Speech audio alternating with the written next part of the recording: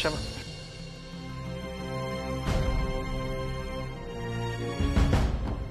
শ্যামা, ওদের সামনে দেখালাম না, কিন্তু এই বাড়ি ব্যবসা সবকিছু নিয়ে আমি ভীষণ ডিস্টার্বড। আই হোপ তুমি বুঝতে পারছো। দেখো শ্যামা, এই সব কিছুর পর তোমাকে একটা রিকোয়েস্ট করতে পারি। প্লিজ প্লিজ কৃষ্ণাকে গান গাইতে জোর করো না।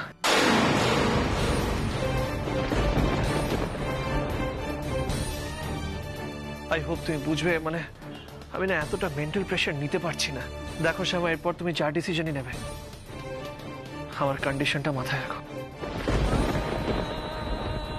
আমি তো আছি, এই দিকটা আমি সামলে নেব। তোমাকে এসব নিয়ে একদম ভাবতে হবে না। আর আমার উপর একটু ভরসা রাখো, তোমাকে অসন্তুষ্ট করে আমি কিচ্ছু করব না।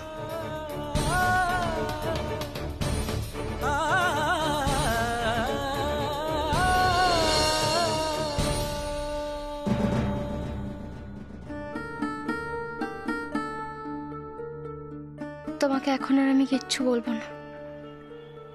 কৃষ্ণার বাবা তুমি, এতদিন পর মেয়েকে কাছে পেয়েছো। মেয়েকে নিয়ে তো তোমার আবেগ বেশি থাকবেই, কিন্তু আমিও তো ওর মা। তিল তিল করে বড় করেছি আমি ওকে, ওর ভালো মন্দ সবটা বুঝি। কৃষ্ণার গলা আমি নিজে ঠিক করব। একেবারে ঠিক হয়ে যখন ও গান গাইতে পারবে, যখন ডাক্তারও বলবেন যে ওর গলায় আর কোনো সমস্যা নেই, তখন আমি তোমাকে বলবো। দেখো, তখন তুমিও আর আপত্তি করতে পারবে না।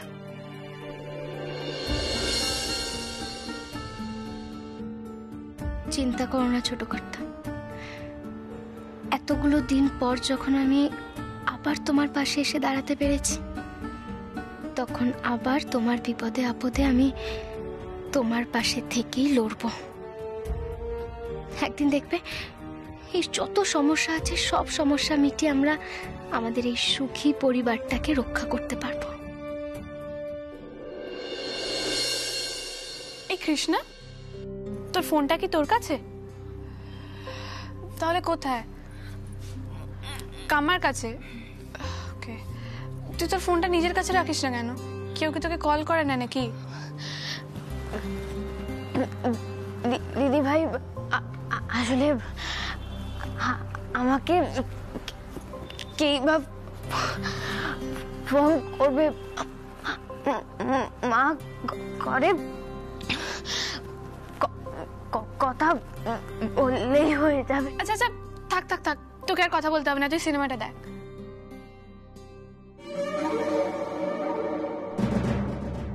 তার মানে এটা শিওর যে অনিরুদ্ধ আর কৃষ্ণাকে ফোন করেনি। মুন্নি, বাড়ির সবাইকে ডাকো, আমাদের প্ল্যানিং করতে হবে না? কিসের প্ল্যানিং গো? ও মা, ভুলে গেলে? মেশোদা তো বললো না যে আমরা পিকনিক যাব সবাই মিলে? হ্যাঁ, সেটা তো বললো, কিন্তু তারপরে তো সেটা নিয়ে কেউ ডিসকাসই করলো না। আচ্ছা কাম্মা, যদি পিকনিকটা হয় আমি তাহলে আমার কয়েকটা ফ্রেন্ডসদের ইনভাইট করি। করো মুন্নি, যাকে ইচ্ছা তাকে ইনভাইট করো।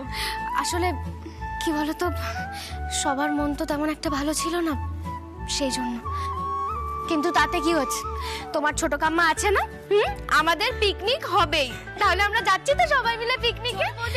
ও ছোট বৌদি, বৌদি শিগগির একবার ওপরে চলো না। ওই যে তোমাদের গোপালে না খুব জ্বর এসেছে, আমি নিজে দেখে এলাম। ঘরে শুয়ে না খুব কাঁপছে। কি বলছো কি? হ্যাঁ, কিন্তু হঠাৎ করে ওর জ্বর? তা তো জানি না, তুমি চলো চলো। আচ্ছা ঠিক আছে, আমি যাচ্ছি। হ্যাঁ কৃষ্ণা, তুই এখানে বস, ঠিক আছে? উনি শোনো না, তুমি একটু ওর সঙ্গে বসো, আমি আসছি। চলো চলো, যাচ্ছি, চলো। এটা কি করে হলো, মানে হঠাৎ করে? কি করে বলি বলো তো, আমার তো খুব চিন্তা হচ্ছে। শিগগির চলো তো।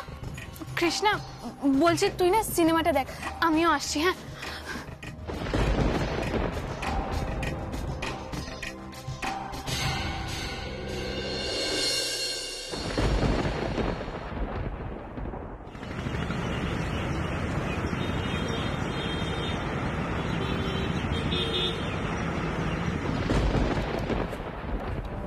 নিখিল, ওনারা এসে গেছেন।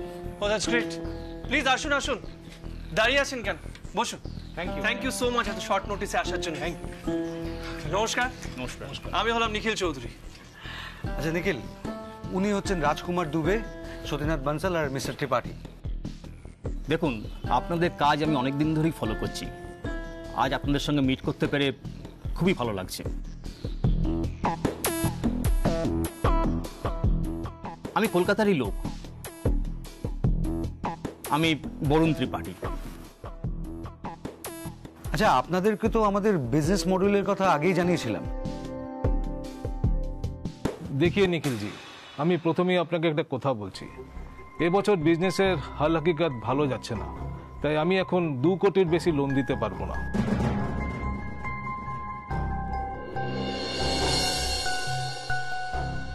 দেখুন, ব্যাপারটা বোঝার চেষ্টা করুন।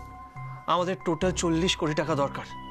হ্যাঁ, এই অ্যামাউন্টটা একবারে দিতে হবে না, কিন্তু 6 মাসের মধ্যে আমাদের ফান্ডিংটা দরকার। আচ্ছা, কিন্তু একটু বাদ আছে নিখিলজি, আমি যে আপনাকে টাকাটা দিব সেটা রিটার্ন পাওয়ার গ্যারান্টি কি? কাম অন, আমাদের এটা running business, try to understand. আর আপনারা তো আমাদের প্রফিট মডেল দেখেছেন, সেই প্রফিট থেকেই আপনাদের ইন্টারেস্টটাও আমরা ফেরত দেব। প্লিজ দেখেন, আপনার মুখের কথার উপর ভরসা করে আমি 5 কোটি টাকা পর্যন্ত দিতে পারি, তার বেশি সম্ভব না। আমি বুঝতে পারছি না। দেখুন, এটা একটা রানিং বিজনেস, আপনারা কেন আমার উপর ভরসা করতে পারছেন না? প্লিজ একটু ভরসা করুন। বলছিলাম, আমার কথাটা একটু ঠান্ডা মাথায় শুনুন। একজনকে 40 কোটি টাকা দিতে হবে না। আপনারা যদি সবাই আপনাদের টাকার অঙ্কটা একটু বাড়ান, তাহলেই তো হয়ে যায়। সরি মিস্টার চৌধুরী, এটা পসিবল নয়, অন্তত আমার পক্ষে তো নয়। আমার পক্ষেও নয়। আর আপনি তো অনেকক্ষণ কিছু বলছেন না। আপনিও কি ওনাদের সাথে একমত? দেখুন মিস্টার নিখিল চৌধুরী, আমি যদি ইনভেস্ট করি, আমি একাই পুরোটা দেবো, 40 কোটি।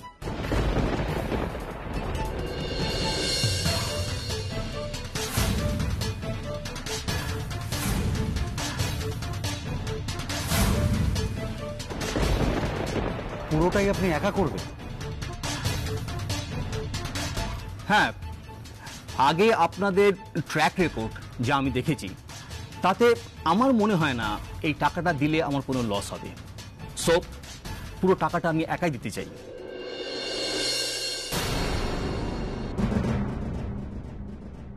গ্রেট। তাহলে বাকি মিটিংটা আমি বরুণ ত্রিপাঠী। মিস্টার ত্রিপাঠীর সাথে কন্টিনিউ করি। But thank you so much, আপনারা এসেছেন। দেখুন, এইবার আপনাদের সাথে বিজনেস হলো না তো কি হয়েছে? আই এম শিওর ফিউচারে আমরা একসাথে বিজনেস করব। Sure, why not. তাহলে ঠিক আছে, আজ আমরা উঠি। হ্যাঁ, সেটা ঠিক আছে, কিন্তু বর্দা ওনাদের জন্য একটু স্ন্যাক্স এর ব্যবস্থা করে দেন না। Please please, thank you so much. আর মিস্টার ত্রিপাঠীরটা আমি পাঠিয়ে দিচ্ছি। হ্যাঁ প্লিজ পাঠিয়ে দিন। চল। বলছিলাম, মিস্টার ত্রিপাঠী, আমারও একটা ছোট কাজ আছে, আমি 2 মিনিটে আসছি। ঠিক আছে? Sure, take your time. Just give me 2 minutes. Thank you so much.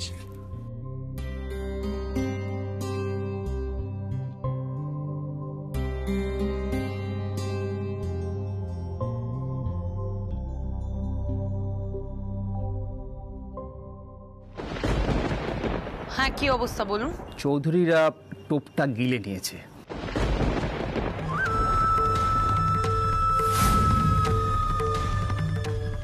নিখিল চৌধুরী বেশি কথা বলেনি তো? না ম্যাডাম। ওকে, এবার পুরোটা রাজি হওয়ার পর আপনি আপনার শর্তটা দেবেন, রাইট? Okay madam. আর শুনুন, এমন ভাবে পরিস্থিতিটা তৈরি করবেন, তারপর শর্তটা দেবেন যাতে আপনার ডিসিশনটা মানতে বাধ্য হয়। Yes madam. ম্যাডাম, সেই পরিস্থিতি আমাকে তৈরি করতে হবে না, সে তো এমনি তৈরি হয়ে আছে। ওদের বিজনেসের অবস্থা খুবই খারাপ। Very good. আর একটা কথা মাথায় রাখবেন, বাড়ির লোকের সঙ্গে যেন বেশি আলোচনা করার সুযোগ না পায়। যা ডিসিশন আজকেই নিতে বলুন। Okay madam. এই ট্র্যাপটাই আমার দরকার, আর এই ট্র্যাপটায় পা দিলে বাড়িটা আমার হাতের মুঠোয়।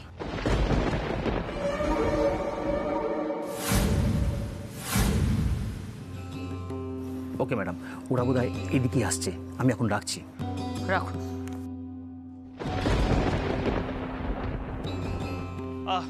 সরি মিস্টার ত্রিপাঠী, একটু লেট হয়ে গেল। It's okay. I am really sorry. এইটা হলো আমাদের কোম্পানি অ্যাকাউন্টস, প্লিজ চেক করে নিন ইনভেস্ট করার আগে। সেসব তো পরে হবে, কিন্তু মিস্টার চৌধুরী আপনাকে আমার একটা কথা বলার আছে। প্লিজ বলুন না। দেখুন, একেবারে কোনো শর্ত ছাড়া আপনাকে আমি লোনটা দেবো তেমনটা কিন্তু বলা যায় না।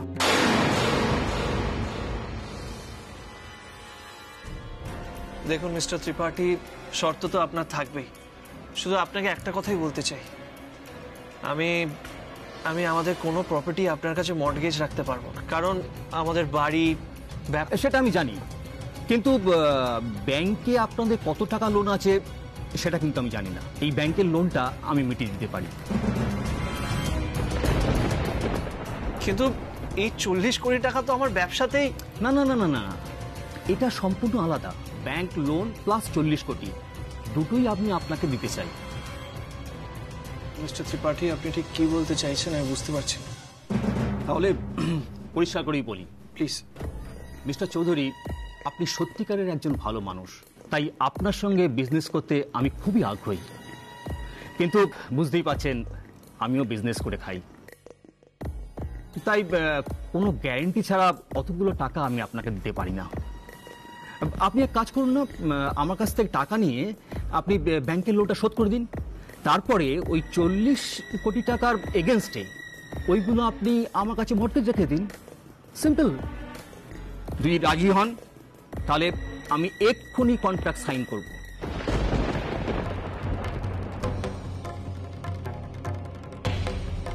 কিন্তু সেটা কি করে সম্ভব? দেখুন, কাজটা খুবই সহজ। যদি আপনারা রাজি হন তাহলে কালকেই আমি আপনার অ্যাকাউন্টে পুরো টাকাটা ট্রান্সফার করে দেবো। নিখিল, আমাকে মিস্টার ত্রিপাঠী একটু ভাবতে দিন। হ্যাঁ, একটু। শিওর, নিশ্চয়ই ভাববেন, কিন্তু মিস্টার চৌধুরী ভাবার জন্য বেশি সময় নেবেন না। আমি কোনো অফার বেশি দিন ওপেন রাখতে চাই না। আর আমি শুনেছি আপনি খুব বুদ্ধিমান লোক, তাই আপনি যা সিদ্ধান্ত নেবেন সেটা সঠিকই হবে।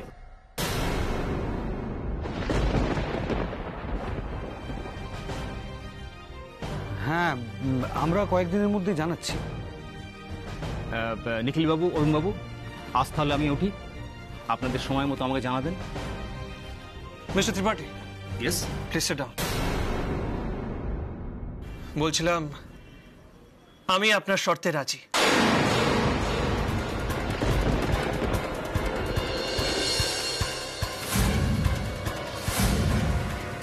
নিখিল, বাবার সাথে একবার কথা বলতে হবে। আমি কথা বলে নেবো, তুই টেনশন নিস না। দেখ, ব্যাপারটা বোঝার চেষ্টা কর। মানে ব্যাংকের কাছে মর্টগেজ থাকুক কি ওনার কাছে, মর্টগেজ তো মর্টগেজই, right?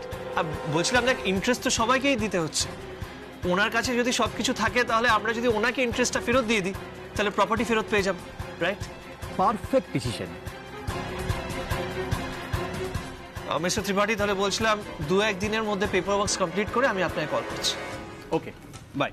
Thank you so much. Nikhil, তুই একবার বাবার সাথে কথা বলে এই সিদ্ধান্তটা নিতে পারতি না? কিন্তু বর্দা, তার ছাড়া আমাদের কাছে কি অপশন আছে? আগরওয়াল বাবু টাকা দেওয়া বন্ধ করে দিচ্ছেন, নেক্সট উইক থেকে আমাদের প্রোডাকশন বন্ধ হয়ে যাবে। ঠিক সময় যদি ব্যাংকের ইএমআই আমরা না দিতে পারি, আমাদের পুরো প্রপার্টি নিলাম হয়ে যাবে বর্দা।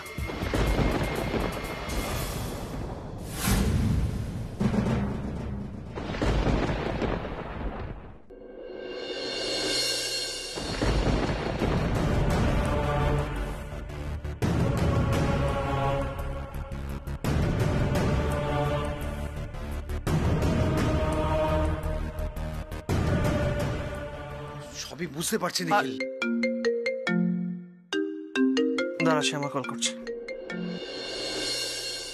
হ্যাঁ শ্যামা, বলো। আরে শোনো না, বলছি গোপালের ভীষণ জ্বর এসেছে, কি করি বলো তো? কিছুই বুঝতে পারছি না। সে কি? কখন থেকে? আমি তো কিছুই জানি না, বিজলি আমাকে ডেকে নিয়ে এসে দেখালো। কি বলো তো, ঠান্ডা জলে স্নান করেছিল, সেই জন্যই বোধহয় জ্বর আসলো। কিন্তু নতুন জায়গায় এসে ভাবে, হ্যাঁ, আমার ভীষণ চিন্তা হচ্ছে ওকে নিয়ে। চিন্তা করো না, আমি এক্ষুনি ডক্টরকে কল করছি। আর বলছি তোমরা কখন ফিরবে? আমার ভীষণ চিন্তা হচ্ছে খুব। আর দাদা বৌদিকে কি এখন জানানো ঠিক হবে?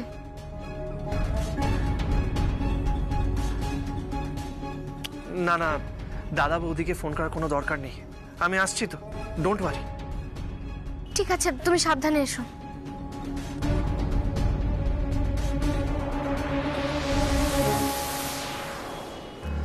কি হলো বিজলি, একটু কি ভালো লাগছে শরীরটা গোপাল? দেখো না, দেখো একটু। দেখি এটা তোরা দেখি। কি রে নিখিল, কি হয়েছে?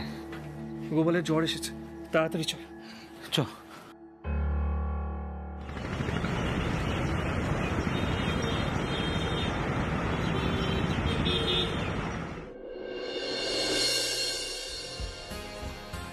কি রে কৃষ্ণা, তোর তো ওষুধ খাওয়ার সময় হয়ে গেছে, এখনো দাঁড়িয়ে আছিস? তুই যা ঘরে, আমি গিয়ে দিয়ে আসছি, যা। কাম্মা আমারও টায়ার্ড লাগছে, আমিও ভাবছি ঘরে যাব।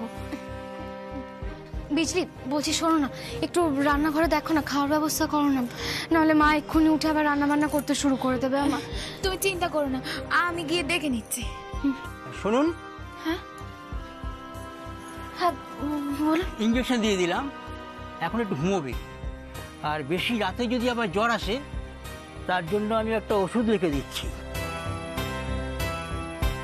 আচ্ছা ঠিক আছে, আপনি আমাকে বলে দিন কখন কোন ওষুধ দিতে হবে, আমি দিয়ে দেবো, কারণ রাতে তো আমি গোপালের পাশে থাকবো। ও ছোট বৌদি, এটা তুমি কি বললে গো? তুমি কেন খামখা রাত জাগতে যাবে? তার চেয়ে বরং আমি থাকি গো। না বিজলি, তা হয় না।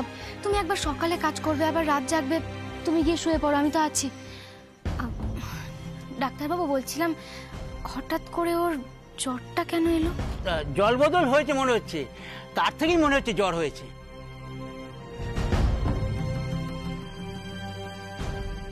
মানে এমনি চিন্তার কোনো বিষয় নেই তো ডাক্তারবাবু? না না, চিন্তার কোনো কারণ নেই, সাধারণ জ্বর। আমি একটা অ্যান্টিবায়োটিক লিখে দিচ্ছি, আপনি এটা আনিয়ে নিন, দিয়ে দিন।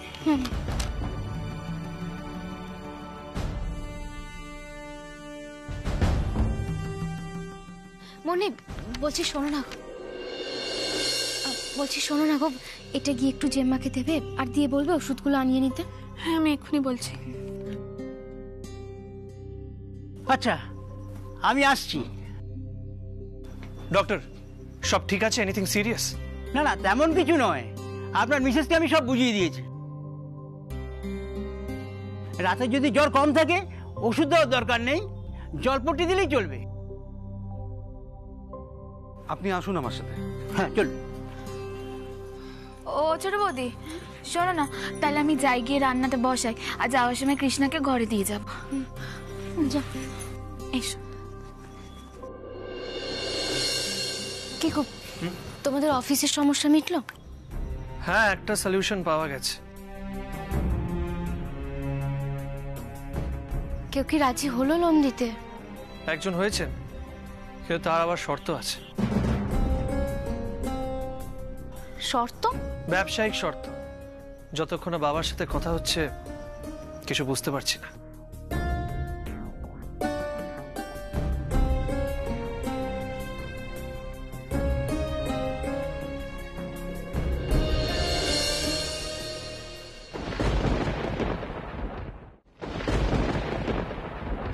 বাবা আমি সবটাই জানি, কিন্তু এছাড়া আমাদের কাছে কোনো অপশন নেই। বাবা প্লিজ ট্রাই টু আন্ডারস্ট্যান্ড। মানে ব্যাংকের টাকা ছাড়া যদি 40 কোটি টাকা একজন ফিনান্সারই দেয়, তাতে প্রবলেমটা কি? প্রবলেম একটাই, ব্যাংক একটা প্রতিষ্ঠান, তাদের একটা রেপুটেশনের ব্যাপার আছে, নানান রকমের রুলস থাকে যাতে কোনো পক্ষে ফ্রড না করতে পারে। কিন্তু যারা এই ব্যক্তিগতভাবে লোন দেয় না, তারা কোনো কিছু ধার ধারে না, টাকা আদায়ের জন্য তারা যা খুশি করতে পারে। শোনো না বাবা, আমরা যদি ঠিকঠাক টাইমে প্রোডাকশন করতে পারি, আমাদের মার্কেট বাঁধা, এবার ঠিক সময়ে আমরা লোন রিপে করে দেবো, আর ফিন্যান্সার তো হুট করে টাকা নেবে না। কিন্তু এখন যদি আমরা প্রোডাকশন শুরু না করতে পারি, আমরা পথে বসবো। ট্রাস্ট মি বাবা, মানে ব্যাংক আমাদের প্রপার্টি সিল করে দেবে।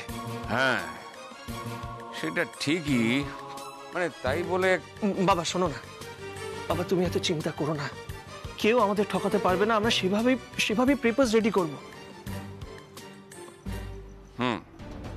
কিন্তু লোকটা যদি আজ বাদে কাল এসে টাকা ফেরত চায়, আর না দিতে পারলে যদি বাড়িটা নিলামে তুলে দেয়, তখন বাবা হুট করে টাকা কেন চাইবে? আর এরকম একটা লোন 10 বছর রিপেমেন্ট টাইম তো থাকবেই। দেন what about interest?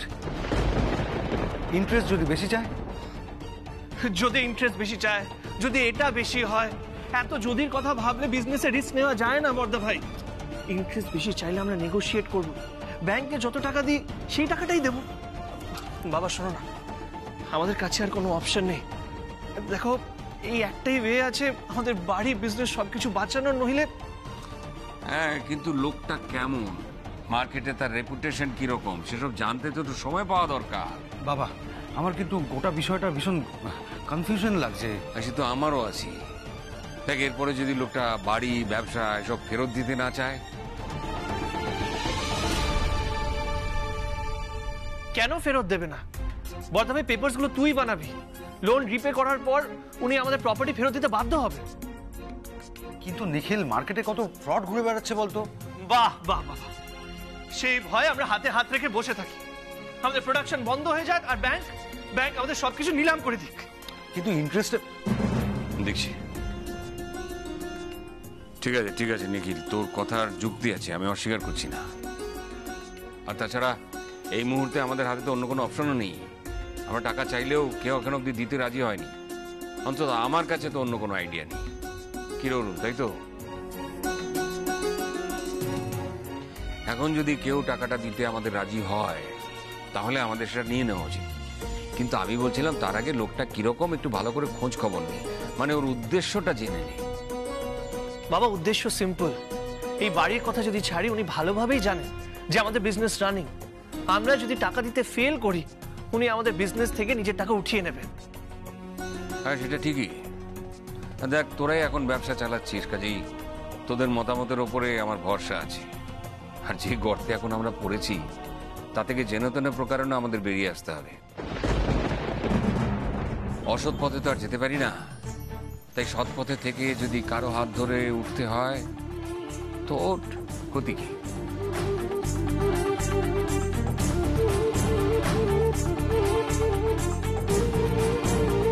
Thank you বাবা, থ্যাংক ইউ সো মাচ।